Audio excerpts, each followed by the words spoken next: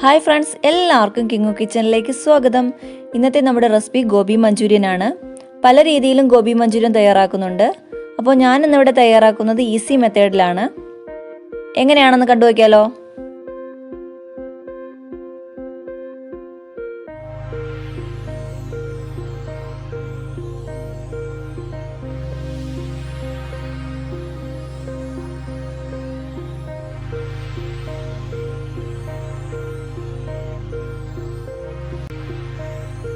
ഞാനിവിടെ 1/2 കിലോ കോളിഫ്ലവറാണ് എടുത്തേക്കുന്നത്.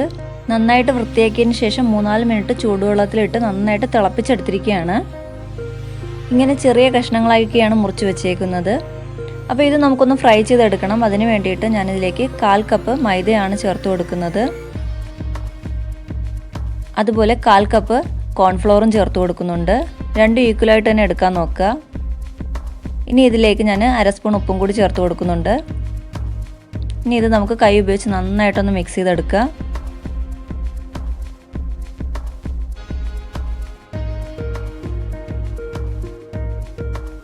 ഇനി ഇതുപോലെ കുറേശ്ശെ വെള്ളം ഒഴിച്ചൊന്ന് മിക്സ് ചെയ്തെടുക്കുകയാണ് ചെയ്യേണ്ടത്. ആദ്യം തന്നെ മാവ് കലക്കിയതിന് ശേഷം മുക്കിപ്പൊരിക്കേണ്ട ആവശ്യമൊന്നുമില്ല. ഇതുപോലെ നമുക്ക് കുറേശ്ശെ വെള്ളം ചേർത്തൊന്ന് കുഴച്ചെടുത്താൽ മതിയാകും.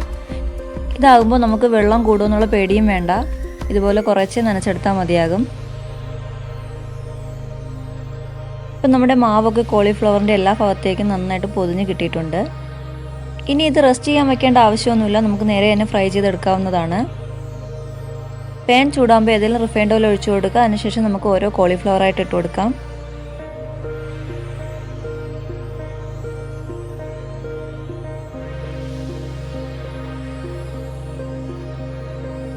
ഇപ്പോൾ കോളിഫ്ലവറൊക്കെ ഇട്ട് കൊടുത്തിട്ടുണ്ട്. നമുക്കിത് ഒരു വശം ഫ്രൈ ആവുന്നവരെ ഒന്ന് വെയിറ്റ് ചെയ്യാം. ഇപ്പോൾ ഒരു വശമൊക്കെ ഫ്രൈ ആയി കിട്ടിയിട്ടുണ്ട്. നമുക്കിതൊന്ന് മറിച്ചിട്ട് കൊടുക്കാം. അപ്പോൾ അധികം മുക്കേണ്ട ആവശ്യമൊന്നുമില്ല കേട്ടോ. ചെറിയൊരു ബ്രൗൺ കളറാകുമ്പോൾ എടുക്കാവുന്നതാണ്. ഇപ്പോൾ 2 സൈഡും ഇവിടെ ഫ്രൈ ആയി കിട്ടിയിട്ടുണ്ട്. നമുക്കൊന്ന് കോരി മാറ്റാം.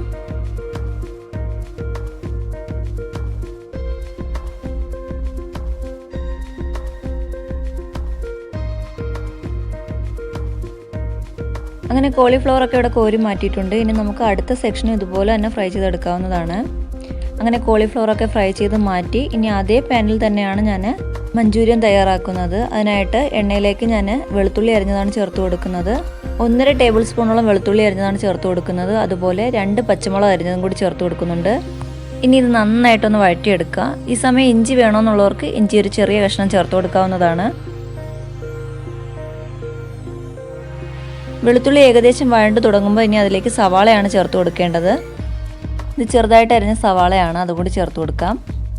എന്നിട്ട് സവാളയൊക്കെ നന്നായിട്ടൊന്ന് വഴറ്റിയെടുക്കുക. ഇനി ഇതിലേക്ക് ഞാൻ കുറച്ച് ഉപ്പും കൂടി ചേർത്ത് കൊടുക്കുന്നുണ്ട്. പെട്ടെന്ന് വഴണ്ട് കിട്ടാൻ വേണ്ടിയിട്ടാണ് ഉപ്പ് ചേർക്കുന്നത്. ഉപ്പും കൂടി ചേർത്തിട്ട് നന്നായിട്ടൊന്ന് വഴറ്റിയെടുക്കുക.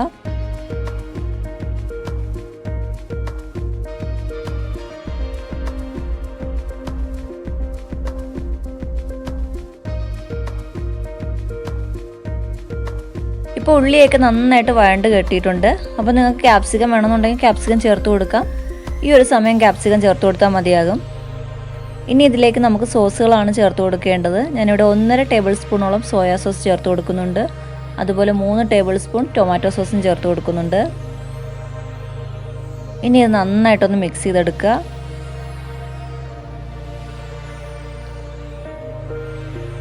അപ്പോൾ ഇതിൽ ഞാൻ റെഡ് ചില്ലി സോസ് ചേർക്കുന്നില്ല. അതിന് പകരം ഞാൻ മുളക് പൊടിയാണ് ചേർക്കുന്നത്. ഇതിലേക്ക് ഞാൻ 1/2 സ്പൂൺ കാശ്മീരി ചില്ലി പൗഡർ ചേർത്ത് കൊടുക്കുന്നുണ്ട്. മുളക് പൊടിയും കൂടെ ചേർത്തിട്ട് നന്നായിട്ടൊന്ന് ഇളക്കിയെടുക്കുക. നിങ്ങൾക്ക് വേണമെന്നുണ്ടെങ്കിൽ റെഡ് ഫുഡ് കളർ ചേർത്ത് കൊടുക്കാവുന്നതാണ്. അപ്പോൾ നല്ലൊരു കളറൊക്കെ കിട്ടും. നന്നായിട്ടൊന്ന് ഇളക്കിയെടുക്കുക.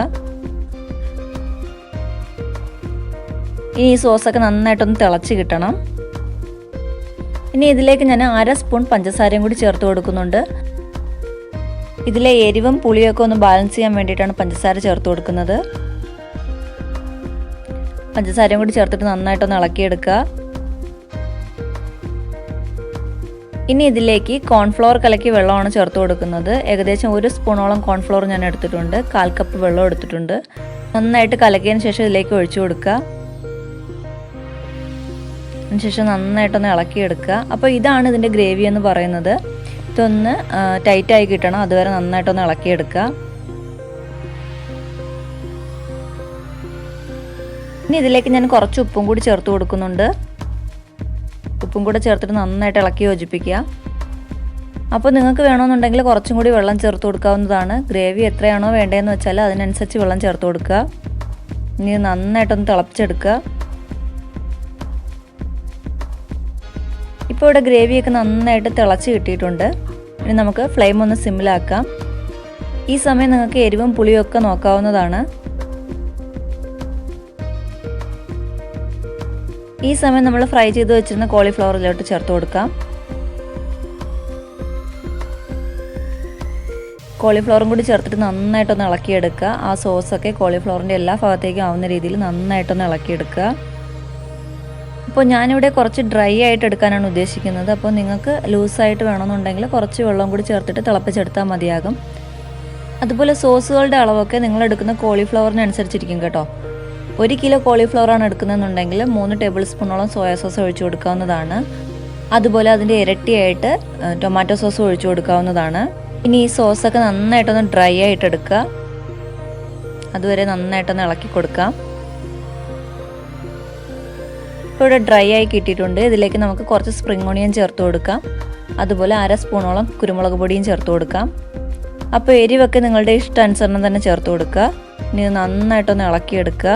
നിങ്ങളുടെ കയ്യിൽ സെലറിയൊക്കെ ഉണ്ടെങ്കിൽ അതും കൂടിയൊക്കെ ചേർത്ത് കൊടുക്കാവുന്നതാണ്. അപ്പോൾ ഇത്രയേ ഉള്ളൂ. വളരെ എളുപ്പത്തിൽ തയ്യാറാക്കാൻ പറ്റിയ റെസിപ്പിയാണിത്. കോളിഫ്ലവർ ഒന്ന് ഫ്രൈ ചെയ്യുന്ന ആ ഒരു താമസം മാത്രമേ വരുന്നുള്ളൂ. ബാക്കിയൊക്കെ പെട്ടെന്ന് തന്നെ ആവും. അതുപോലെ നല്ല ടേസ്റ്റാണിത് കഴിക്കാനായിട്ട്. അപ്പോൾ എല്ലാവരും ഒന്ന് ട്രൈ ചെയ്ത് നോക്കുക. ഇഷ്ടമെങ്കിൽ ലൈക്ക് ചെയ്യുക. അപ്പോൾ എൻ്റെ ചാനൽ ആദ്യമായിട്ട് കാണുന്നവരാണെങ്കിൽ ഒന്ന് സബ്സ്ക്രൈബ് ചെയ്തേക്കുക. മറ്റൊരു വീഡിയോയുമായി വീണ്ടും കാണാം.